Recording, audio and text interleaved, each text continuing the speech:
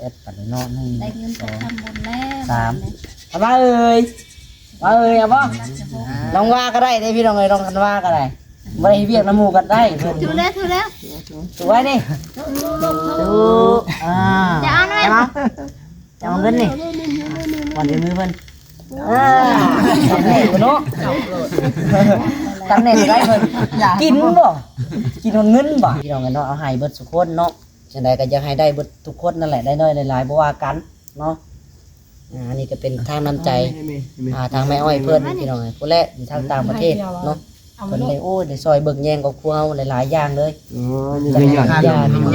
เพิ่นเบิ่งทุกอย่างเนาะ ค่านมได้นั่นล่ะเอาเงินขอยนะ แท้บาท อันนั้น มาเอ้ยมันว่าได้สาได้แล้วบ่เงินน่ะขอบใจแม่อ้อยมันไว้เคยบิดตากระแมบใส่บาทนี่ขอบใจแม่อ้อยเด้อสิเด้อเอาไว้ ได้แม่อ้อยเด้อ ขอบใจได้แม่อ้อยเด้อไว้อยากว่าอีกพี่น้องเนาะก็ได้เนาะทางลูกๆแล้วก็เบิดครอบครัวแล้วก็พร้อมทีมงานเบิดทุกคนพี่น้องเอ้ยจังไรก็ขอมุกขอบใจหลายๆเด้อแม่เด้อขอให้ทางแม่อยู่ดีมีแห้งสุขกายสบายใจขอให้แม่ที่มีแต่ความสุขความเจริญความเจ็บบ่อยได้ความไข่บ่อยมีแม่ปรารถนาเช่นใดก็ขอให้แม่ได้ดังมนุษย์พดอยู่ในเมืองคนบ่อยจนเงินใช้เพิ่นสาเจ็บให้เจ้าสาได้เพิ่นสาไข่ให้เจ้าสามีขอให้แม่ที่มีแต่สุขภาพร่างกายสุขพลังมันยืนเด้อสาธุพี่น้องเอ้ยพี่น้องเอ้ยเนาะวันนี้โอ้ยเนาะว่าจบคลิปพี่น้องเอ้ยเนาะลืมบอกทุกคนเรื่องสำคัญอีกเรื่องหนึ่งพี่น้องเอ้ยก็คือทางแม่เพิ่นฝากมาให้เฮาเล่นนั่นซื้อในอยู่ในกินเทศกาลวันสงกรานต์ทางบ้านเฮาจัดพุ่นแหละเนาะน้องลาว่าสิซื้อมื้อนี้กับยังบ่ฮอดมื้อสงกรานต์ก็ต้องงานวันที่ยัง14ปีนี้เกิดปีใหม่14เนาะ14 15 16บ่หรือว่าจังได๋14 15 16 17เพิ่นเริ่มตั้งแต่วันที่ยัง14เริ่มแม่นเริ่ม13บ่ เริ่มชิบชา 14ปีนี่14บ่แม่นเก่า13ปีนี้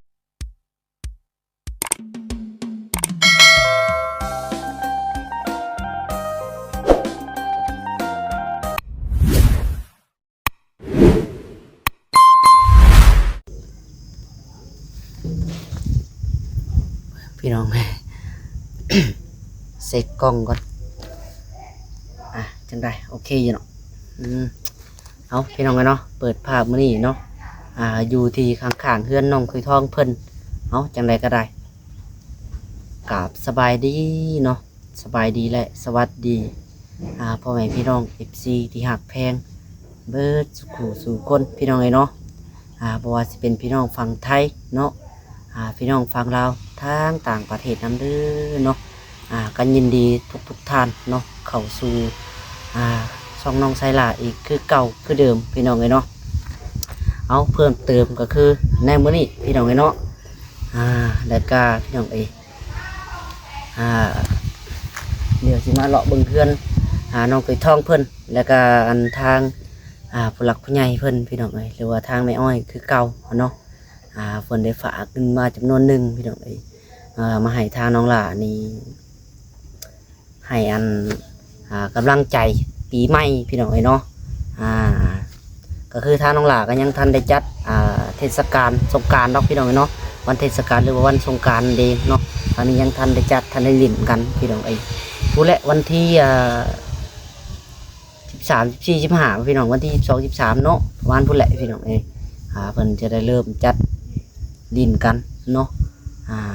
เพราะว่าทางเพิ่นว่าเพิ่นลิ้นแล้วพี่น้องเนาะก็คือทางอยู่ทางต่างประเทศเพิ่นลิ้นแล้วพี่น้องสงกรานต์เพิ่นว่าเนาะเอาจังไดก็ได้เนาะน้องลากะ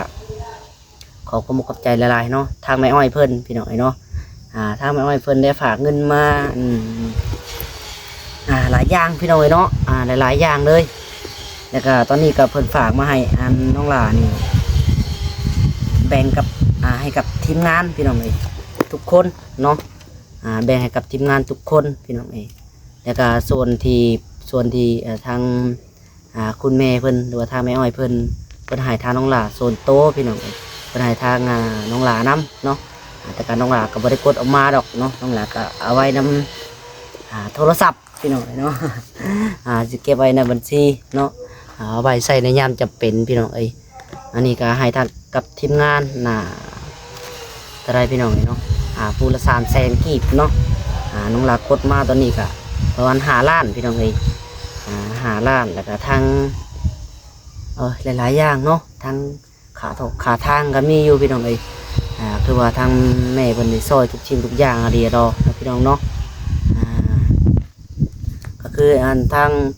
บ้านเพิ่นก็เก็บอันเฮือนนะพี่น้องเนาะเก็บเงินเนาะเก็บเงินเฮ็ดทางนี่แหละเฮือนละล้านห้าพี่น้องเอ้ยเนาะก็คือทางแม่เพิ่นก็จ่ายให้อีกปลดให้อีกพี่น้องเอ้ยโอ้ยเนาะน้องหลาก็ขอบใจหลายๆเด้อแม่เด้อเนาะขอให้ทางแม่อ้อยอยู่ดีมีแห้งสุขกายสบายใจแม่เอ้ยขอให้แม่จะมีแต่ความสุขความเจริญเนาะความเจ็บบ่อยได้ความไข้บ่อยมีแม่ปรารถนาจังไงก็ขอให้แม่ได้ดังสมพรปรารถนาได้แม่เด้อสาธุพี่น้องเนาะเอาสาพี่น้องเนาะบัดนี้เดี๋ยวน้องลากะสิให้ทีมงานปูสาดปูยังถ่ายอยู่แล้วพี่น้องเนาะต้องให้พ่อกูคนได้พี่น้องเนาะเมื่อแรกนี่สิบ่น่าพ่อกูคนดอกพี่น้องเนาะยังงันไอ้กันแล้วก็ทางในดองเพิ่นเนาะอยู่บ้านนาเก่งพี่น้องตอนนี้ยังติดต่อเพิ่นบ่ได้อยู่เนาะผู้แรกเดียวน้องดาจะขึ้นไปมอบให้ทางตัวเองเลยพี่น้องมอบให้ทางไอ้กันเพิ่นเลยเนาะกับทางแม่บุญมาไอ้กันกับทางในดองเพิ่นเนาะเดี๋ยวก็ขึ้นไปลิ้นเพิ่นเลยเบิ่งเฮือนเบิ่งซ่านเพิ่นเป็นจังไดทางไอ้กันเนาะอยู่จังไดกินจังไดพี่น้องเนาะอยู่เฮือนซ่านยังงันขาดแค่นี้ยังนี่เนาะจังไดก็เดี๋ยวน้องดาสิขึ้นไปเบิ่งนำกันอีกเทื่อพี่น้องเนาะแต่มื้อนี้จักสิได้ขึ้นบ่ได้ขึ้นพี่น้องติดต่อเพิ่นบ่ได้ยันเพิ่นบ่อยู่เฮือนจักจังว่าเพิ่นไปหาแย่ครับแดงบ่จักพี่น้องเนาะ เอาจังไดกันเดียวไปเบิ่งบรรยากาศนำกันพี่น้องก่อนจะไปเบิ่งงานหาทีมงานเนาะก็รอเลยแหละเบิ่งเฮือนน้องไต้ทองเพิ่นก่อนเนาะจังไดสีพ่อหรือบ่เพิ่นทาหรือบ่มันก็ยังกะการอยู่ได้พี่น้องเบิดสีแล้วบ่มื้อนี้เพิ่นก็บ่เห็นเพิ่นทาเนาะคือมิดซิมอยู่พี่น้องไปเดี๋ยวไปเบิ่งนำกันพี่น้องเนาะ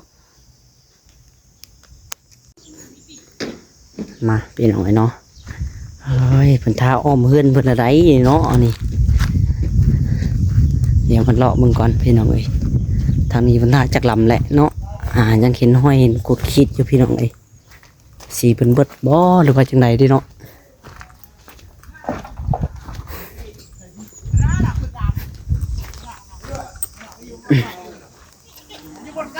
อินซานก็ยังหกเครืออยู่เด้อพี่น้อง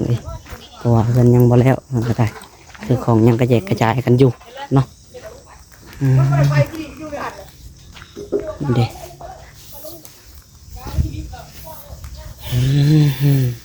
ได้แต่ทองน้ำไม้โต๊ะอุบัติทาสีแล้วแหละสบายดีคือว่าจัดโต๊ะจัดตั้งบัดยังอยู่บ่ถ้าได้จักลำภายนอกได้แต่นั่นสองลืมอ้อมบ่สองลำบ่อ้อมจงไว้เนาะจงอันเอาไว้อันเก็บขอบบ่ถ้าไปตัดตะวันขี้ลายแล้วเนาะอย่าบอมซ้ำข้างใต้ลำเดียวว่าอยู่เบิ่งสีคือบางๆอยู่สียังบางๆอยู่ข้างใต้พี่น้องถ้าได้ลำเดียวมันจะท่ากับพ่ออยู่รอบตัว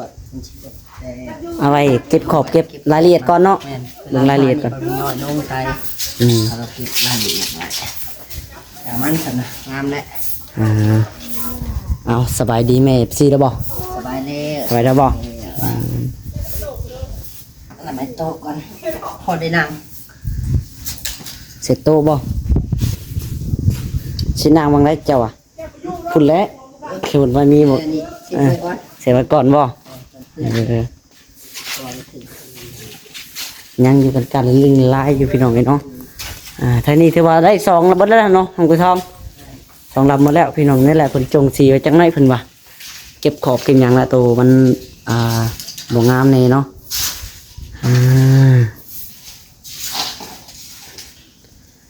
ทางในกะกำลังปัดเหี่ยวอยู่พี่น้องแ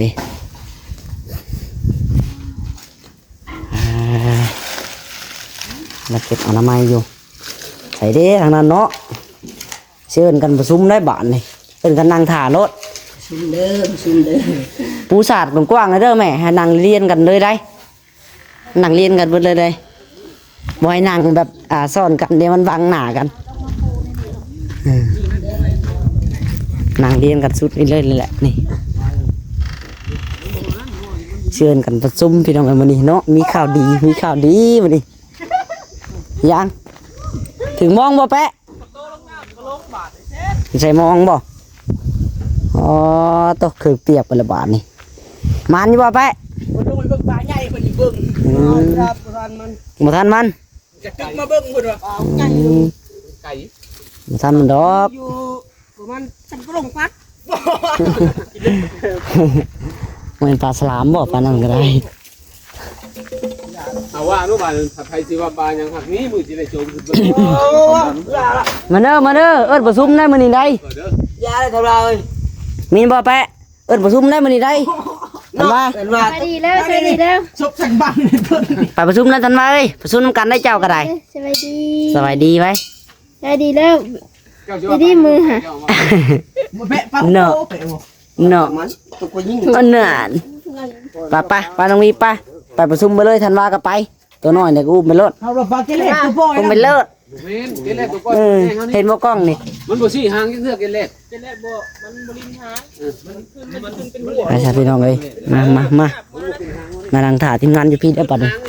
ให้เพิ่นมานั่งจุ่มกันอยู่นี่ได้อบาดเลยเนาะมีเรื่องสิเว้านำมื้อนี้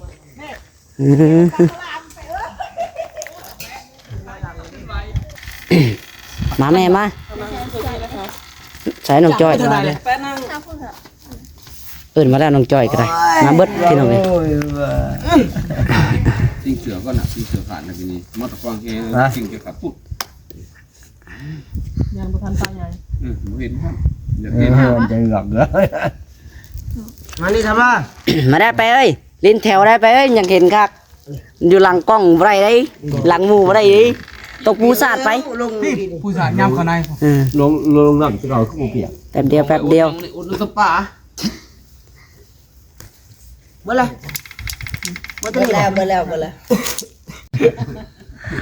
เอาพี่น้องเนาะวันนี้ฝากกันจุ่มประชุมได้บาดนี้จะคนได้ผ่านเนาะนับด้วยจะคนบ่นับไปเรื่อยๆทันฮะ10บ่แน่นบ่10 4 นี่ก็4 8 9 10 ผู้นั้นเด้ 11 11 12 13แม่นะเนาะ 3คนอยู่ ยังขาด2คนเนาะทางในดองกับทางไอ้กันเพิ่นทางนักเก่งเพิ่นพี่น้องอยู่ทางบ้านนักเก่งตอนนี้มากัน11คนเนาะเอาจังไดก็ได้เนาะลงมือมาพร้อมๆกันเด้อเนาะหันมากล้องมาพร้อมๆกันบาดนี้มาเตยทองมาปินสบายดีแม่ๆซีเบิดทุกคนเนาะสบายดีพี่น้องมาประชุมนะไปเดี๋ยวน้องหลานจะเข้าไปนั่งน้ำกันนะบาดนี้ท่านว่าเอ้ยท่านว่าคือบ่สบายดีนะหมู่จ้ะไปดีไปปั๊มเอาว่ารุ่นนี้แม่ดีมือแม่ลูกแม่สบายดี ที่ต้องอีกหลายลิ้นไว้ ลิ้นมันจะลิ้นน้ำลายป่ะ เหมือนอย่างว่าจิโก้ยังไง เอาสาพี่น้องเนาะเห็นดอกมืออยู่ตลอดทั้งไงก็ได้เนาะงูร้องยังงอร้องอยู่พอดี ว่าที่เจ้าไปทำลืมๆนะตลอด น้องทักไม่เห็นนะครับเราเนี่ย มันนี่ก็มาเรียนมาเล่าเขาเลยเนาะก็คือทางนั้น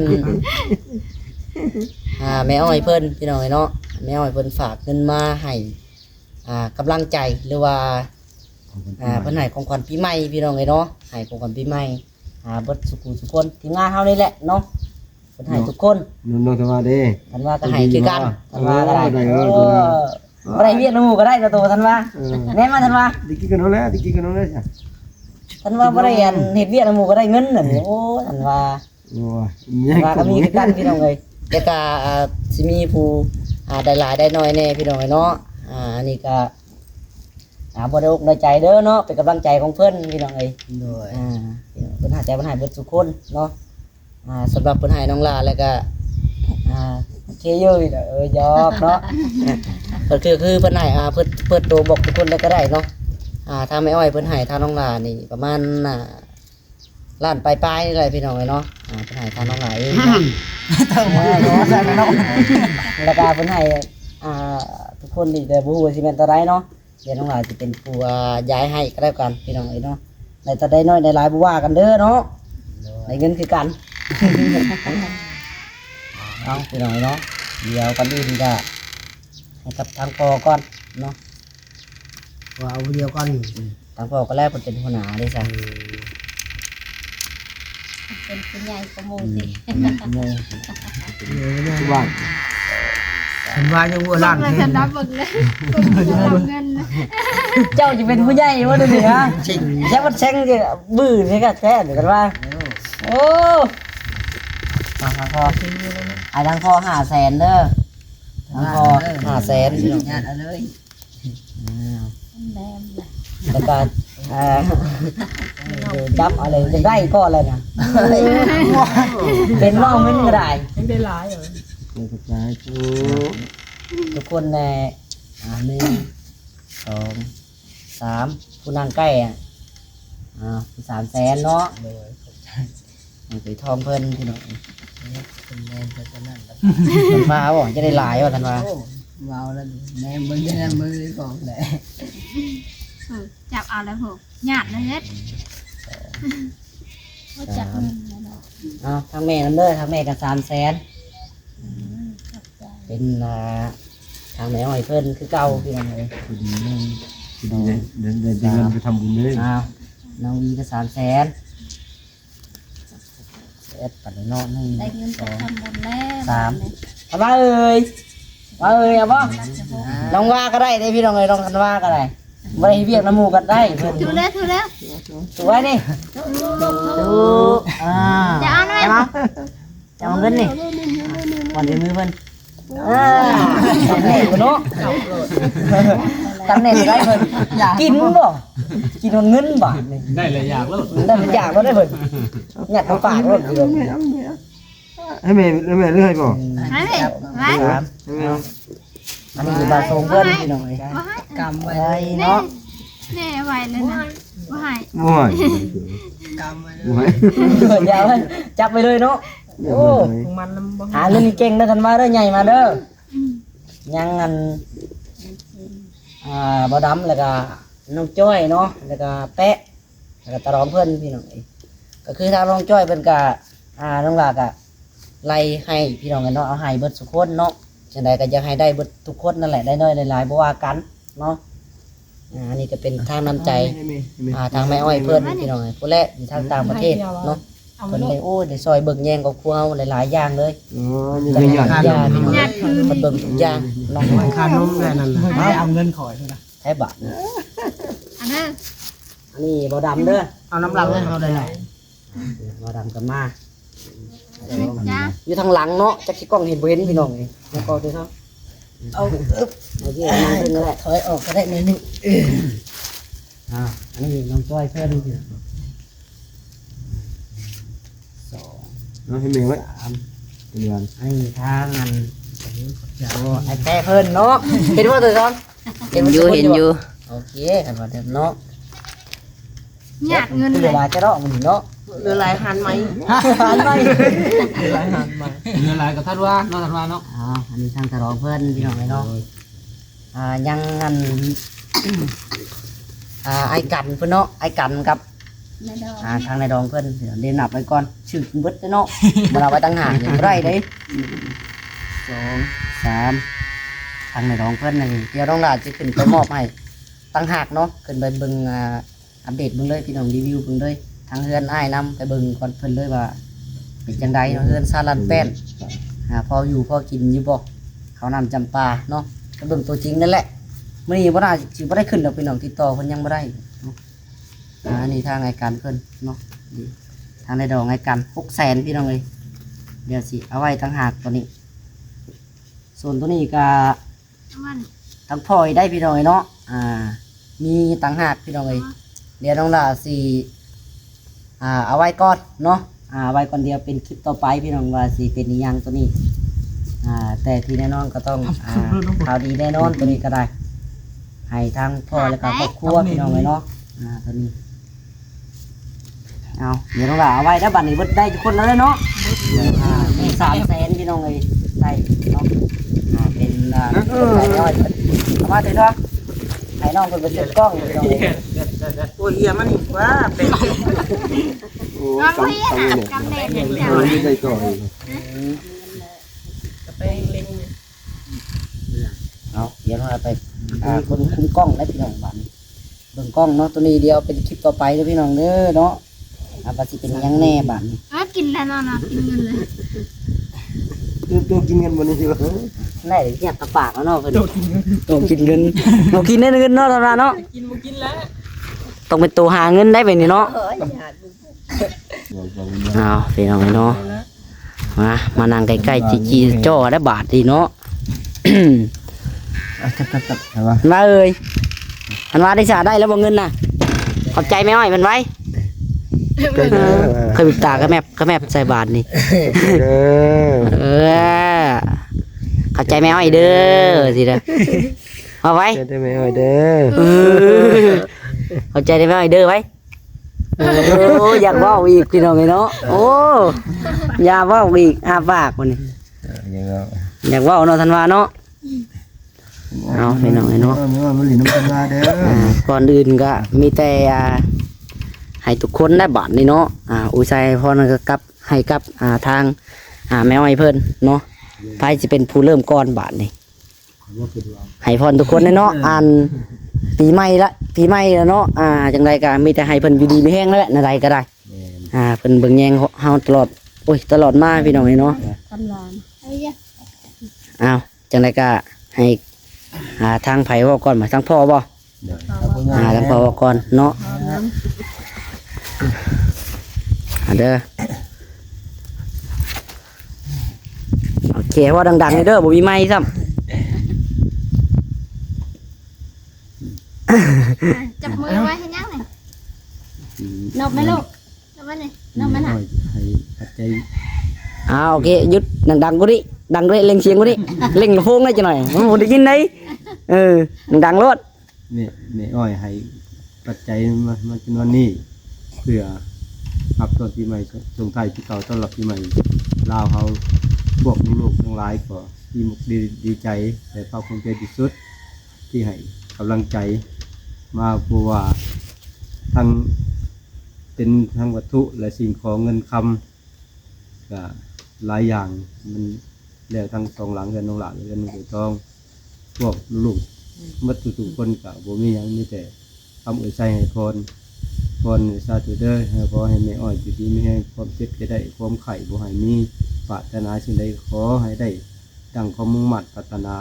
เห็นว่าเงินคำแก้วก็ให้แม่ไหลมากขึ้นน้ำแกงเด้อแม่เด้อจะได้บกกันแห่งจะได้นำในทะเลเป็นจะทานไปแล้วบ่ให้สูญเสียเปล่าเงินบาทขอให้ไหลมาเงินดอลลาร์ขอให้ไหลเข้าในกระเป๋าเจริญอั่งให้ฝากข้างปีละแสนหมื่นล้านท่านแล้วให้แม่หามีได้สาธุโอ้ท่านว่าสาธุก่อนหมู่เนาะเสียงแอ๊กว่ะวันนี้เนาะน้องสีทองเด้มีหยังอยากเว้ากับเพิ่นบาดนี้ มีอย่างดอกมีแต่คำขอบบุญขอบคุณเพิ่นนั่นแหละ โดย กาขอบบุญขอบคุณทางแม่อ้อยที่สดเสดลูกมาตลอดก็ขอให้แม่อยู่ดีมีแห้งความเจ็บบ่ให้ได้ความไข่บ่ให้มีแม่ปรารถนาสิ่งใดก็ขอให้แม่ได้ปรารถนา แม่ให้ลูกว่าสำใดก็ขอกลับไปหาแม่ร้อยเท่าวันเท่าเด้อส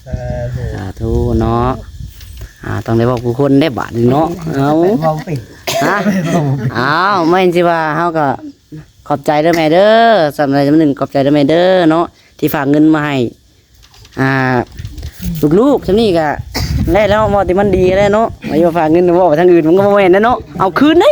บ่ให้เนาะเอาสงบาทดิเนาะ สาธุเด้อแม่ที่ฝากเงินมาเป็นของขวัญปีใหม่ก็ขอให้แม่อยู่ดีมีแห้งความเจ็บบ่ให้ได้ความไข่บ่ให้มีแม่ปรารถนาสิ่งใดก็ขอให้ได้สิ่งนั้น แม่ให้ลูกมาซ้ำนี้ก็ขอให้กลับหาแม่ร้อยเท่าพันเท่าด้วยสาธุ ทุกพี่น้องเนาะเอายังงานบ่ดำแล้วก็ อันเด้ น้องจ้อยเนาะ น้องจอยบ่ได้อันนั้นเพิ่นเลย น้องจ้อยบ่ได้เข้ากล้องแต่โดนเลยพี่น้องเอ้ย น้องจอยบ่ได้เข้ากล้อง ไปทำงานทางอื่นเนาะ แม่ เป็นได้ชื่อ เป็นจังไดหวานนี่มีดีมีแห้งอยู่บ่แข็งแห้งอยู่บ่เอาพี่น้องเอ้ยเนาะถ้าหากน้องจ้อยขโมยกับใจทางแม่อ้อยเพิ่นแน่พี่น้องเอ้ย จังไดก็ขอขอบบุญขอบคุณแม่อ้อยเด้อที่ฝากเงินจำนวนนี้มาให้ลูกขอให้แม่อยู่ดีมีแรงสุขภาพร่างกายแข็งแรงปรารถนาสิ่งใดขอให้ได้สิ่งนั้น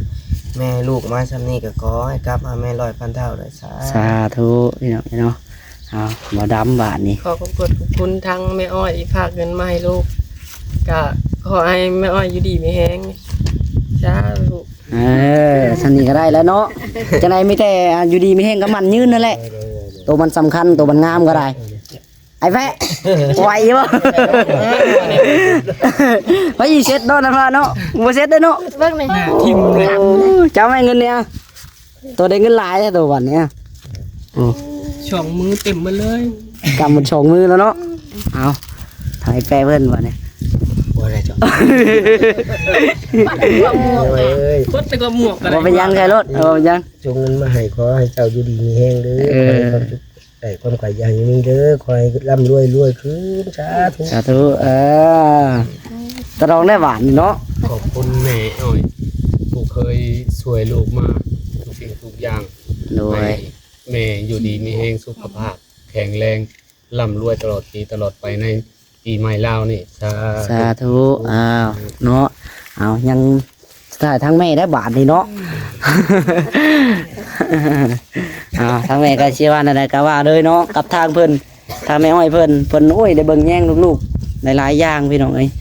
จักอีหยังอีหยาเนาะเพิ่นก็ได้ม่วนไปทางนั้น เล็กเลย ว่าแบบจะเว่ามื้อนั้นแหละเลยก็ได้เอารถ เราจะนอนเต็มเบ็ดเลย ไม่ได้ ขอบใจเด้อแม่อ้อยเด้อจะว่านั่นเลยล่ะ ขอบใจเด้อแม่อ้อยเด้อที่ฝากเงินมาให้ลูกชำนี้ก็ขอให้แม่อ้อยอยู่ดีมีแห้งความเจ็บบ่ให้ได้ความไข่บ่ให้มีเด้อสุขภาพแข็งแรงเด้อสาธุ มาบัดนี้มานั่งจุ่มๆได้บัดนี้ถึงเวลาน้องลาเว้าได้บัดนี้ใช่ไปเบิดแล้วบ่กินน้ำบ่คอแห้งเลยโอ้ยเนาะ